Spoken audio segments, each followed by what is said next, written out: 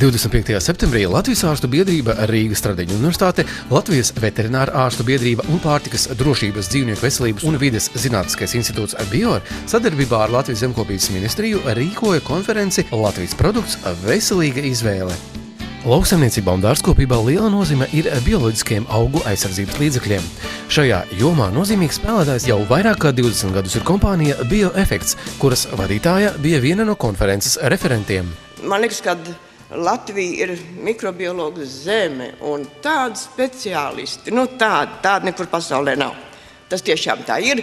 Un mūsu uzdevums un jauniem cilvēkiem jums visiem ir šī lieta ir jāturpina.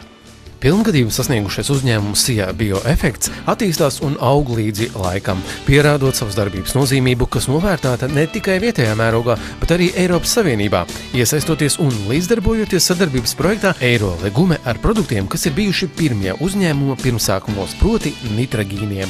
Ja nemaldos, 36.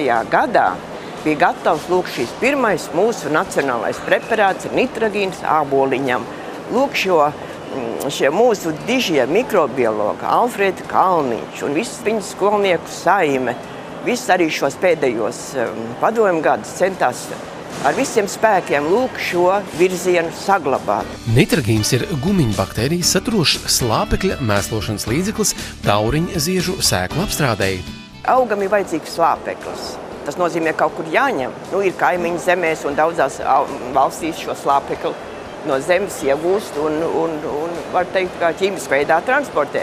Bet mūsu baktērija, azotobakteris un nitragīns, arī zobiju un ģints baktērijas, šo slāpekli saist no gaisa. Mums ir tāds slāpeklis, jau tāds, var teikt, Dieva dots.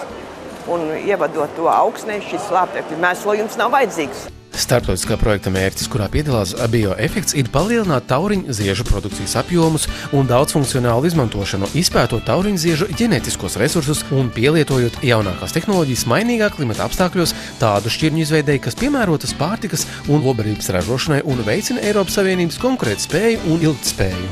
Projekta realizācijā piedalās 18 partneri no 10 Eiropas valstīm, tajā skaitā 13 zinātniskas institūcijas. Mūsu joma ir šos aktīvos mikroorganismus no mūsu zemes, tie, kas mums jau ir izdalīti un ir jau vēsturiski mantoti, un ir arī, izmantojot šīs dienas iespējas uzlabot, ir labākie no labākiem, šos mikroorganismus atdot atpakaļ mūsu lauksaimniekiem. Un tādā veidā būtu tāda daļa no mūsu lauksaimniecības. Tā var teikt, tāda ir viena daļa. Otra tāda daļa būtu veikt šo izskaidrošanas darbu. Tos mikrobus nevar tā ierobežot, ko viņš dara. Viņš kādreiz ir kā mēslošanas līdzeklis, viņš bagātina augsnes sadali, bet kādreiz viņš ir auga aizsardzības līdzeklis kādā ziņā, jo viņš darbojas uz specifiskiem patogēniem mikroorganismiem. Sliktos iznīcina, labos atstāja. Bet, ja tur tas augs ir tīri, tad viņš atkal palīdz augam augt. Tā ir tā galvenā lieta. Un dabā kļūdas nenotiek. Viņš nekad nekļūdās. Sevišķi man mēs visi ļoti priecājamies par tādu lielu zemnieku saimniecību. Tādu lielu zemnieku saimniecību Ķelnēni, kas visus šos skaistos laukus apstrādā ar mūsu preparātiem. SIA Bioefekts produkti ir unikāli ar to, ka tie nav nepieciešami lielos daudzumos. Svarīgi tos pareizi pielietot.